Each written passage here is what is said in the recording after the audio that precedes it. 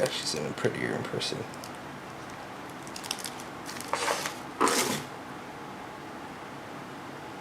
Oh yeah, she's hiding.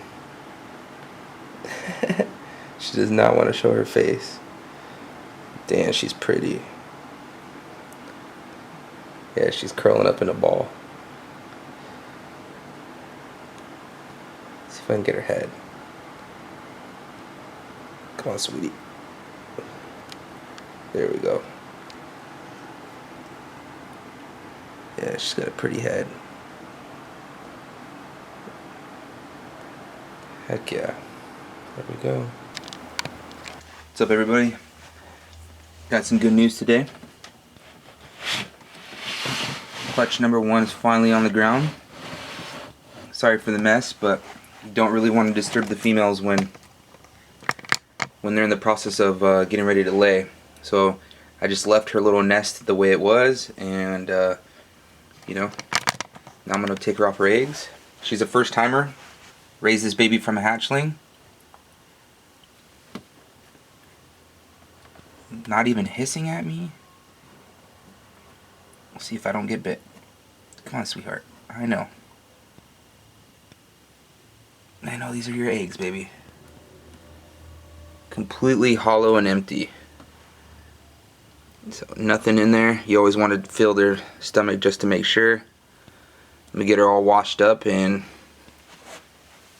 you know, all cleaned up. Get her some fresh water, all that good stuff. This is a first time girl. Looks like we have 1, 2, 3, 4, 5, 6. Exactly as I predicted. I predicted 5 or 6 eggs.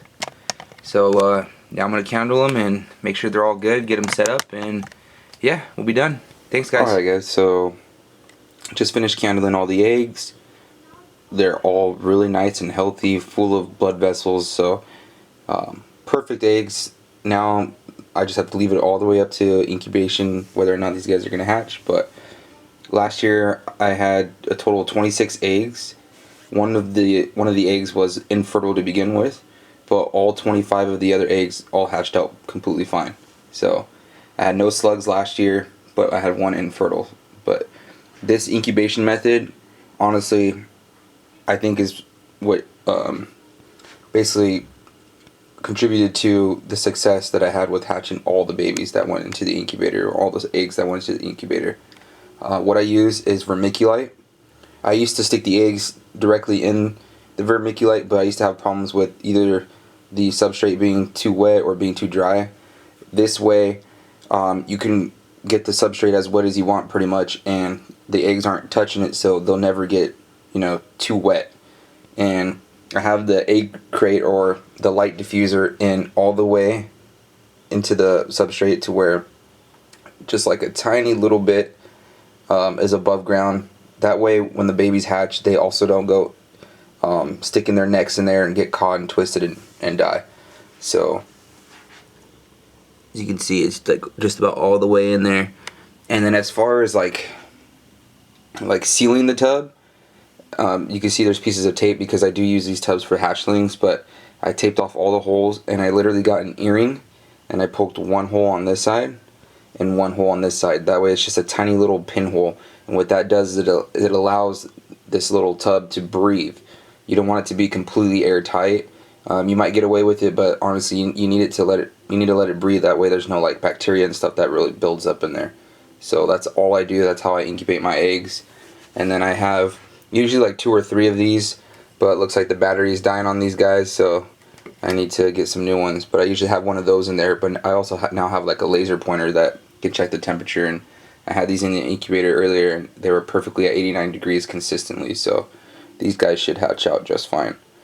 But I hope you guys enjoyed the video, the intro. In case you haven't really caught on, it's when I first picked up the Firefly female. When she was a baby, I think she was somewhere around 50 to 70 grams ish, in that range. She was just a couple weeks old. She was brand new, newborn. And then obviously now, a couple years later, she's a mom, laid 6 eggs, and she was bred to a spark earlier on in the season. I believe a cinnamon lesser probably once or twice maybe, and then at the end of the season it was pastel and she yellow belly. That basically locked to her multiple times at the very end. But I'm guessing it would probably be either the Spark or the Cinnamon Lesser, because in my experience, usually the first male that tags the female is usually the one to go. But we'll see. Super excited. Basically, I have 2 females that are out of ovulation going into their pre-lay shed, so I should get 2 more clutches in about 45 days. 45 days. And then I have another female that is getting ready to go into ovulation here pretty soon. So I should have about 4 clutches minimum, but I'm trying to shoot for at least another 2.